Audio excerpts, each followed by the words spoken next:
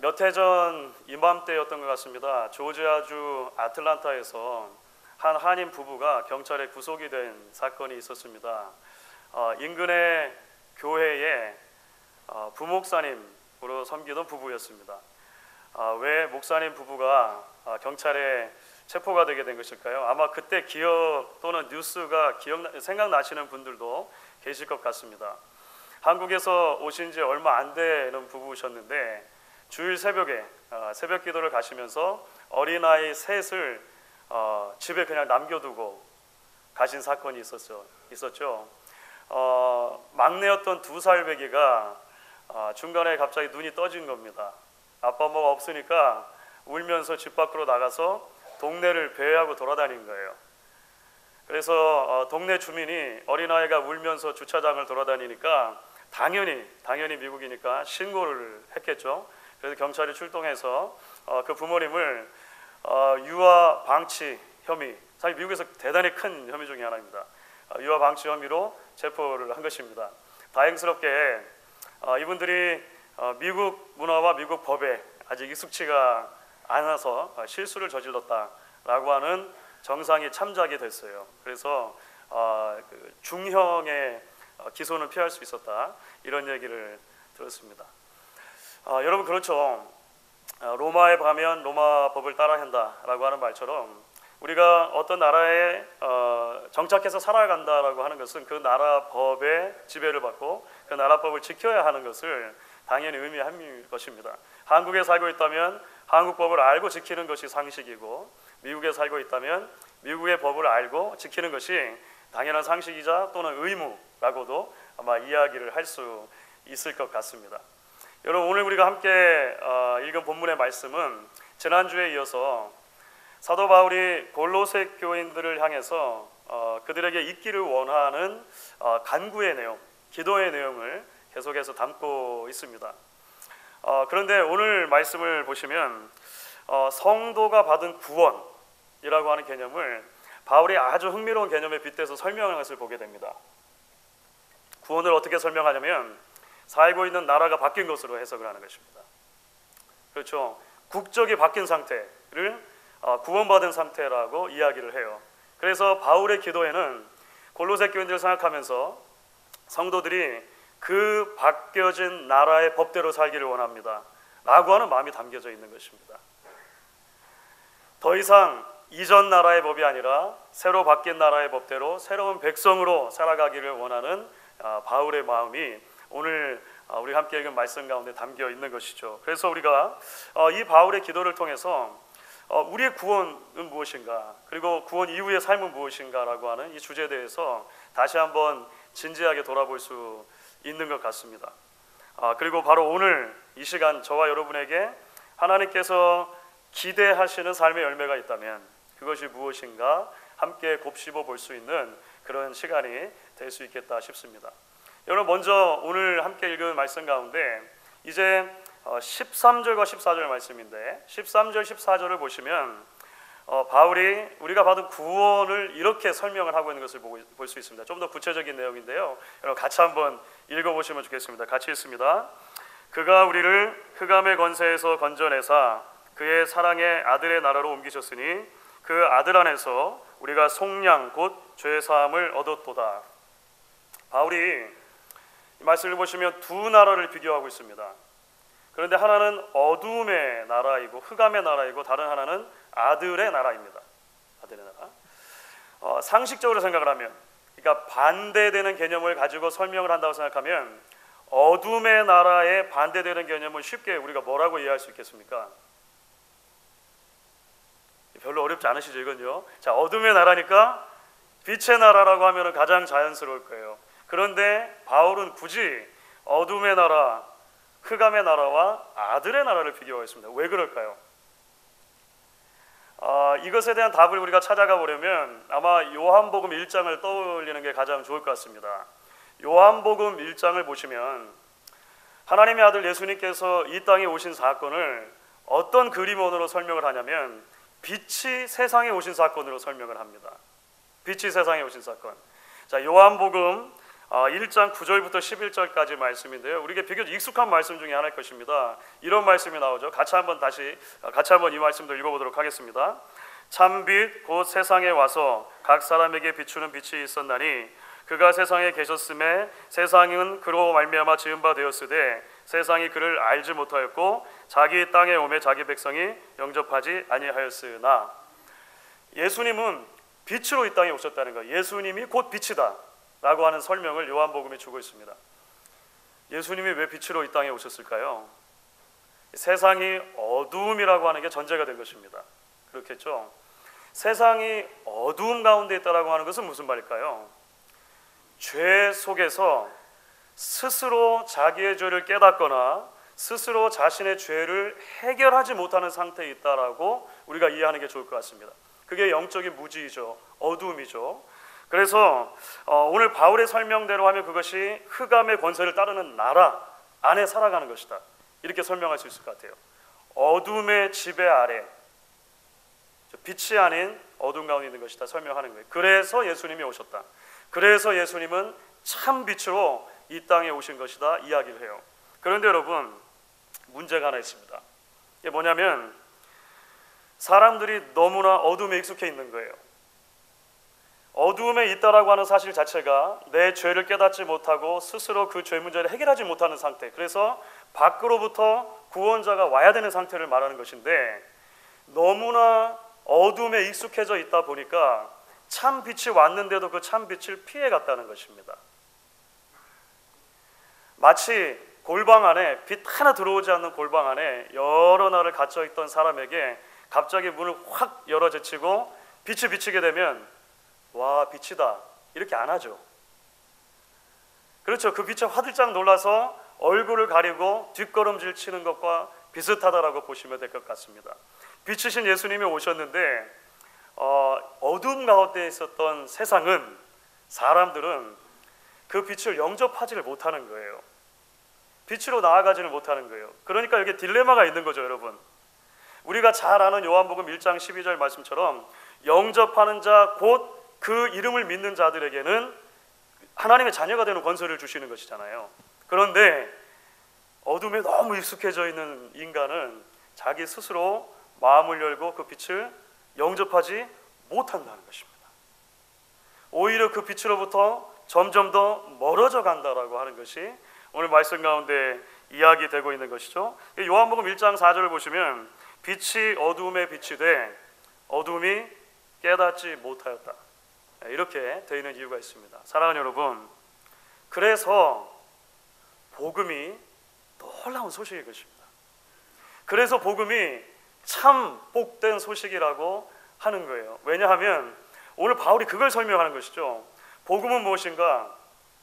흑암의 나라에 있던 사람들을 건져내서 아들의 나라로 옮겨주신 하나님의 사랑 이야기다, 이렇게 설명하고 있기 때문에 그렇습니다.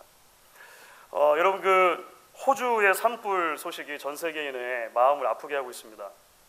사실 여러분 그 뉴스를 자세히 보시지 않으면 잘 아마 감지를 못하셨을 텐데, 그 산불이 언제 시작됐는지 혹시 아십니까, 여러분? 그 산불이 처음 시작된 건 작년 9월이라고 그래요. 그래서 거의 5개월 가까이 되도록 이제 진압이 안 되는 거예요. 그래서 사실 남한보다 큰 면적이 이미 다 불에 탔고 수많은 가옥들과 인명피해도 있었고요. 동물들, 호주의 그 야생동물들 10억 마리, 이거 엄청나게 많은 야생동물들이 죽고 이런 일이 벌어졌습니다. 어서 속히 불길이 잡힐 수 있기를 바라고, 또 아마 한참 복구가 필요하겠죠. 이런 복구 작업들이 잘 이루어질 수 있기를 간절히 바라고 기도합니다. 그런데 여러분, 아마 뉴스를 보신 분들은 아시겠습니다만 이 거대한 화재 속에서 자신의 몸을 아끼지 않고 자신의 몸을 다 던져서 그런 그 화재를 진압하고 그 인명을 구하고 한 사람들이 있었습니다. 소방대원들이죠, 소방대원들. 그렇죠. 소방대원들은 참 생각하면 대단히 놀라운 것 같아요. 올 초에는 미국에서도 소방관들이 파견이 되었습니다. 세 차례에 걸쳐서 계속 파견이 됐는데요. 가장 최근엔 2월 10일이었다 그래요. 그러니까 한 일주일 전 정도, 열흘 전 정도에 이제 미국 전체의 한 20개 지역에서 모여든 소방관들이 이제 호주로 파견이 돼가지고 호주 공항에 내리는 장면이 신문에 나온 걸 보았습니다. 호주 국민들이 우리나라를 도와주러 온 사람들이잖아요. 공항에 모여가지고 그 사람들에게 박수를 치면서 눈물을 흘리면서 그 열렬하게 환영해주는 모습을 봤는데 참 가슴 뭉클한 장면이었습니다. 여러분, 불이 나면 모든 생명체는 그 불로부터 멀어지려고 하잖아요. 피해가는 것이죠. 그런데 그 불 한가운데로 들어가는 사람들이 있다는 것 사실, 그 사실 자체가 참 놀랍다라는 생각이 들어요. 제가 좋아하는 작가 중에 김훈이라는 작가가 있는데 여러분 아마 인용해드렸던 것 같아요. 이분이 사실 예전에 기자 생활을 하신 적이 있는데 기자 생활하면서 그런 화재 현장을 자주 찾아가가지고 취재하기도 하고 했었습니다. 그때 기억을 더듬어서 불자동차라고 하는 그 제목으로 이 짧은 산문을 썼는데 거기서 사람들에게로 다가가는 소방관들의 역할을 인기척이라고 표현합니다. 인기척. 이런 글이 그 산문 중간에 나와요. 인간에게 다른 인간이 다가오지 않으면 고립된 인간은 죽을 수밖에 없다. 고립된 인간이 그 암흑을 뚫고 다가오는 동료 인간의 인기척을 느꼈을 때 그는 살아 돌아올 수 있었다. 다가오고 있는 인기척, 그것이 인간의 희망인 것이다. 이 대목에서 저도 많이 감동을 받았던 것 같습니다. 그런데 여러분 아십니까? 여기에 더 놀라운 인기척의 소식이 있다는 거예요. 빛이신 아들을 이 땅에 보내주셨을 뿐만 아니라 도저히 죄 가운데 그 빛으로 나아가지 못하는 사람들에게로 하나님이 다가오셔서 그들의 손을 붙잡고 어둠의 나라에서 아들의 나라로, 빛의 나라로 옮겨주신 하나님의 인기척 이야기가 사실은 복음 이야기라고 하는 것입니다. 그래서 여러분 오늘 13절에 사용된 두 동사가 대단히 의미심장합니다. 13절에는 동사가 두 개가 사용되는데요. 하나는 뭐냐면 건져내다라고 하는 동사가 있죠. 흑암에서 건져내서 deliver라고 번역할 수 있습니다. 건져내신 겁니다. 그리고 아드나라로 옮기셨다라고 했을 때 옮겼다라고 하는 동사가 나옵니다. transfer라고 많은 영어 성경들은 번역합니다. 먼저 건져내는 게 필요하겠죠. 손을 잡고 끌어내는 것입니다. 그리고 나서 옮겨주는 거예요. deliver and transfer. 이 두 단어로 바울은 놀랍도록 선명하게 우리가 어떻게 구원받았는가라고 하는 것을 이야기를 해주고 있습니다. 여러분 참 놀랍죠. 사실 미국에서 합법적으로 살 수 있는 자격을 얻는 것만도 얼마나 많은 조건이 있습니다. 여기서 태어나지 않는 한 이민을 오셨기 때문에 아마 크고 작은 경험들이시겠지만 그런 경험들이 다 계시다고 생각합니다. 얼마나 까다로운 절차들과 기다림이 필요합니까? 그런데 하나님께서는요, 어둠의 나라에서 아들의 나라로 죄인인 우리들을 옮겨주시는데, 그 국적을 바꿔주시는데 아무것도 우리에게 요구하지 않으신 거예요. 돈을 가져와라, 지장을 찍어와라, 증명을 해라. 하나님 우리에게 한 번도 그렇게 말씀하지 않으셨다는 것입니다. 일정 기간을 기다려라, 변호사를 데려와라. 하나님 그렇게 얘기하지 않으셨다는 거예요. 하나님이 먼저 우리에게 손을 내미시고 우리의 손을 잡고 옮겨주셨다 라고 하는 것이 성경의 구원을 설명하는 방식입니다. 사랑하는 여러분, 어떻게 이게 가능할까요? 어떻게 이것이 가능하게 되었을까요? 오늘 함께 읽은 말씀 가운데 14절 이미 읽었습니다만 14절 말씀이 이것을 설명하는 것입니다. 14절을 다시 읽을 텐데 사실 제가 이렇게 괄호 안에 넣어놓은 것은 많은 고대 사본들의 이 괄호 안에 내용이 들어있습니다.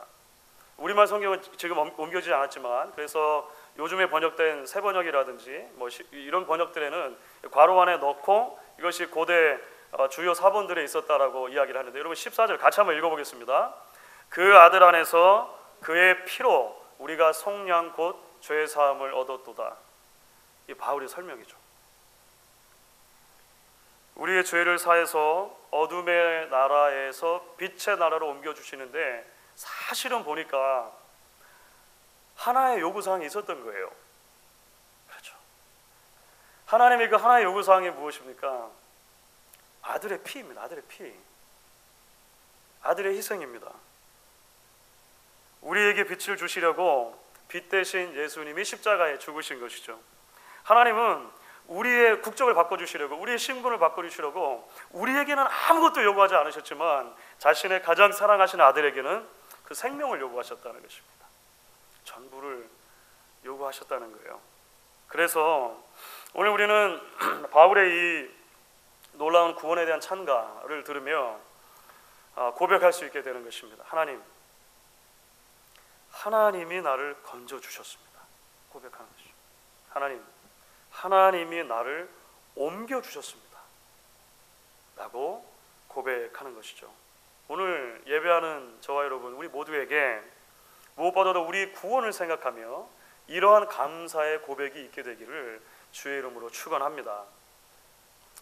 여러분, 이제 이처럼 놀라운 하나님의 구원은 오늘 말씀 가운데 보면 자연스럽게 구원에 합당한 삶으로 저와 여러분을 초대한다는 것을 이제 보게 됩니다.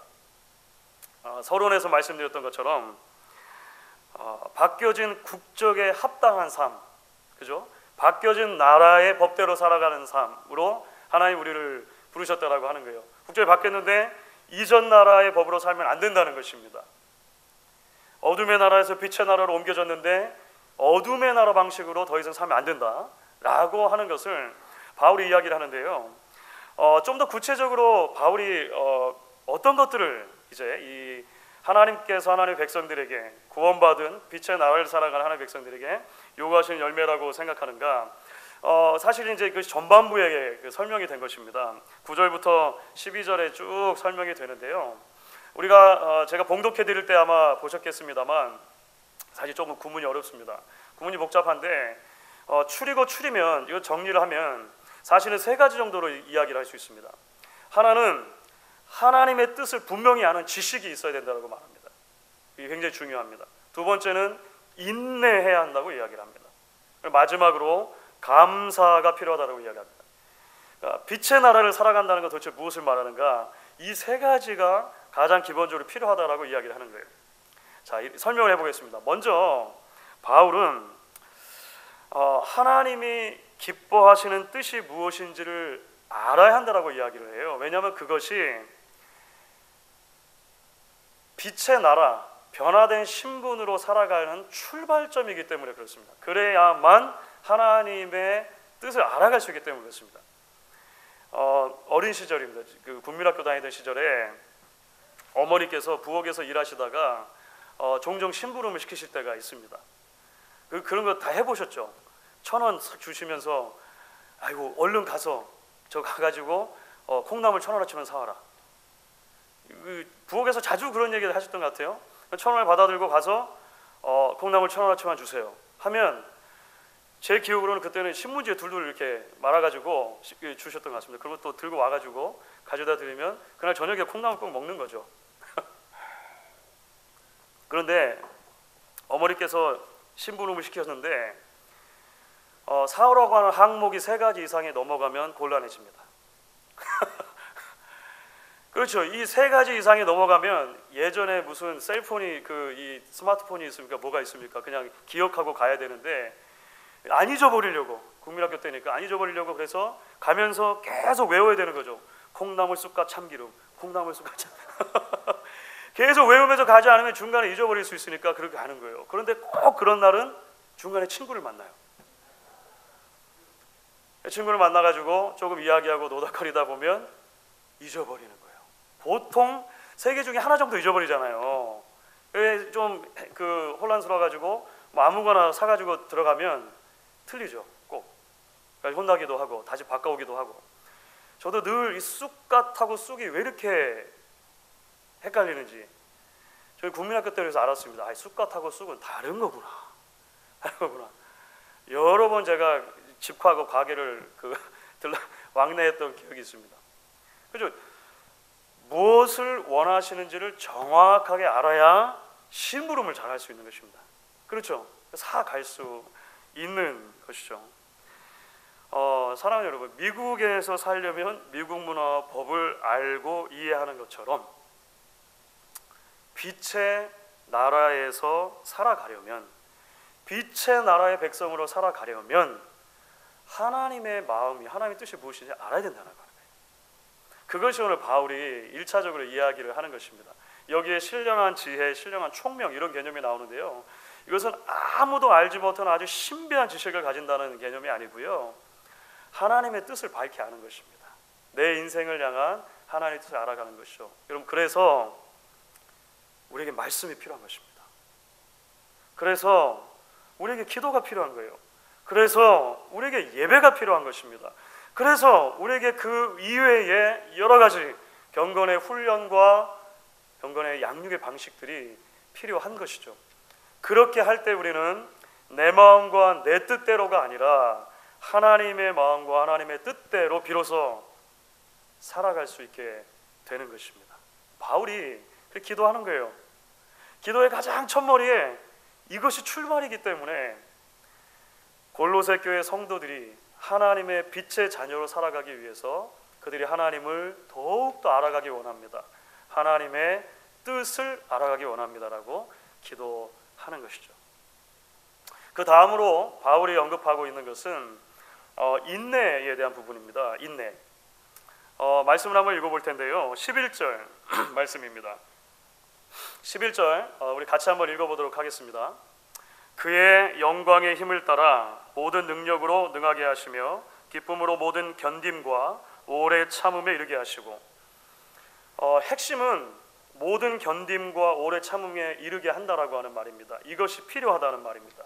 이것은 하나님의 뜻을 아는 것이 빛의 자녀로 살아가는 데 있어서 출발점이었다면, 그 하나님의 뜻을 따라 하나님의 백성으로 계속해서 살아가는 과정 가운데 가장 필요한 것은 인내라고 아마 이해할 수 있을 것 같습니다. 이게 중간에 과정이 필요한 거예요. 이게 무슨 의미일까요? 우리는 이것을 아브라함의 이야기를 통해서 볼 수 있을 것 같습니다. 여러분, 아브라함 우리가 잘 아는 것처럼 75세의 나이에 하나님의 부름을 받았어요. 하나님의 소명을 받은 것입니다. 그렇죠? 그런데 창세기 말씀을 보시면 하나님의 부르심이 올 때, 하나님의 소명이 올 때 그 인생을 향한 하나님의 뜻이 함께 같이 왔습니다. 여러 가지가 있었는데 그 중에 아주 중요한 것이 뭐냐면, 아브라함을 통해서 거대한 민족을 이루어 주시겠다라고 하나님의 뜻이 선포가 돼요. 그렇죠? 이 보통 민족이 아니고 아주 거대한 민족입니다. 그래서 하나님은 이것을 설명해 주실 때 보통 아브라함을 밖으로 데리고 나가십니다. 캄캄한 밤중에 하늘의 별을 자꾸 보여주세요. 그렇죠? 그러면서 뭐라고 말씀하시냐면, 저 뭇 별을 셀 수 있나 보라, 내 자손이 이와 같으리라. 하나의 약속입니다. 시간이 흐릅니다. 성경을 보면 10년의 시간이 흘러갔어요. 자, 여러분, 10년의 시간이면요, 해마다 하나씩 나도 아이가 아직 10명밖에 안 돼요. 그렇죠? 그러니까 하늘의 별에 대할 것이 아닌 거죠. 아직 멀었어요. 그렇게 해도. 그런데 이게 웬일입니까? 여러분, 말씀을 보시면 10년이 지난 그 시점에 어떤 일이 있었냐면, 아직 아브라함과 사라에게는 첫 아들도 태어나지 않은 거예요. 10년 동안 매 하나씩도 아니고 아직 한 명도 태어나지 않은 거예요. 그래서 하나님의 애초의 뜻, 애초의 계획이 드러나고 나서 10년 뒤인 그 순간에 아브라함과 사라는 아주 중대한 결정을 하나 내리게 됩니다. 그게 뭐냐면, 자식을 낳기 위해서 첩을 얻어야겠다라고 하는 결정을 내린 거예요. 그 첩이 하갈이죠. 하갈. 저하고 동문수학했던 한국의 아주 유명한 목사님이 있는데, 최근에 우연히 이 본문을 가지고 그 목사님, 친구 목사님이 설교하는 걸 들었습니다. 이렇게 설명을 하더군요. 아브라함과 사라는 자신들이 나서서 하나님의 뜻을 이루어 드리려고 했던 것입니다. 하나님의 뜻은 뭔지는 알겠는데 그게 지금 안 이루어지고 있으니까 자신들의 힘이라도 보태서 하나님을 도와야겠다고 생각했는지도 모르겠습니다. 그런데 그게 가장 큰 실수였습니다. 그게 가장 큰 잘못이었습니다. 사랑하는 여러분, 그렇죠? 여러분, 견딤과 오래 참음이 무엇입니까? 신약학자들은 이것을 분류해서 설명하기도 합니다. 견딤은 상황에 대해서 견디는 것이고, 오래 참음 사람에 대해서 참는 것이다. 이거 다 묶을 수도 있을 것 같아요. 인내라고 이야기할 수 있습니다. 그 인내는 무엇입니까? 하나님의 뜻이 주어졌습니다. 하나님의 뜻이 주어졌다면 하나님의 때에 하나님의 방법으로 하나님이 이루실 것이라고 신뢰하고 기다리는 것입니다. 그것이 인내죠. 하나님이 일하시도록 두는 것입니다. 그것이 인내죠. 여러분, 그런데 이거 참 어렵습니다. 아브라함에게서 우리 봤지 않습니까? 쉽지가 않아요. 내가 나서서 하나님의 뜻을 이루어드리는 게 좋겠다고 생각할 시점들이 대단히 많이 찾아옵니다. 하나님이 잠잠하고 계시니까 나라도 열심히 해야지 라고 생각할 때가 종종 와요. 여러분, 이것이 큰 믿음 같은데 사실은 그렇지 않다는 거예요. 불신앙이라는 것입니다. 그래서 바울이 기도하는 것입니다. 어두움의 나라에서 빛의 나라를 살아가는 골로새 교인들을 위해서 그들이 오래 참음에 이르기를 원합니다. 하나님의 뜻을 분별했다면 그 분별한 하나님의 뜻을 가지고 오래 참음과 인내에 이르기를 원합니다라고 기도하고 있는 것이죠. 이제 여러분, 마지막으로 바울이 이야기하는 것은 감사라고 하는 주제이죠. 감사. 12절 말씀입니다. 우리 같이 한번 12절도 읽어보도록 하겠습니다. 같이 읽습니다. 우리로 하여금 빛 가운데서 성도의 기업의 부부를 얻기에 합당하게 하신 아버지께 감사하게 하시기를 원하노라. 여러분, 이 논리의 흐름이 좀 보이실 수 있으면 좋겠습니다. 하나님의 뜻을 아는 것은 빛의 자녀로 살아가는 데서 출발점입니다. 인내라고 하는 것은 그 하나님의 뜻을 붙들고 살아가는 우리의 삶의 과정 가운데 대단히 필요한 내용입니다. 이제 감사는 이 모든 것의 결과라고 아마 이야기할 수 있을 것 같습니다. 최종적인 열매라고도 아마 이야기할 수 있겠죠. 오늘 바울의 표현을 보면 사실 이 감사에는요, 그래서 이런 내용이 담겨 있는 것입니다. 원래 나는 빛의 나라와 상관이 없던 사람이 맞습니다 라고 하는 고백이 안에 담겨 있죠. 그 나라를 기업으로 상속받을 자격이 나는 전혀 없습니다 라고 하는 고백이 담겨 있습니다. 동시에 하나님, 그럼에도 불구하고 하나님께서 나를 그 나라에 합당한 사람으로 바꿔주셨습니다 라고 하는 고백이 동시에 담겨 있습니다. 이 고백은 철저한 겸손, 낮아짐의 감사이죠. 나를 드러내거나 나를 높이기 위한 감사가 아니라는 것을 우리가 보게 됩니다. 바울이 다른 곳에서 말한 것처럼 하나님, 나의 나 된 것은 전적으로 하나님의 은혜입니다 라고 하는 고백이 바울의 이 감사에 담겨 있는 것이죠. 하나님의 지식, 하나님 아는 지식과 인내로 버티는, 견디는, 기다리는 것과 결국 하나님의 뜻이 우리 삶에 이루어지고 내가 하나님의 자녀 된 것, 기업의 일부를 얻기에 합당하게 된 것만으로 감사하는 것, 이것이 하나님이 우리들에게 기대하시는 삶의 열매라고 하는 것을 보게 됩니다. 여러분, 이제 말씀을 마무리해 보도록 하겠습니다. 주 안에서 사랑하는 성도 여러분, 오늘 골로새 교인들을 향해 간절히 간구하는 바울의 기도가 결국 우리를 위한 기도라고 저는 분명히 믿습니다. 왜냐하면 골로새 교인들이 경험했던 그 놀라운 신분의 변화, 국적의 변화는 우리가 경험한 하나님의 구원을 그대로 설명해주고 있기 때문에 그렇습니다. 어두움의 나라, 흑암의 나라에 있었던 우리를 하나님이 건져주셨습니다. 우리를 아들의 나라, 빛의 나라로 옮겨주셨습니다. 이제 오늘 말씀이 우리를 하나님을 날마다 바르게 그리고 깊이 알아가는 참 지식의 자리로 초대를 하는 것이죠.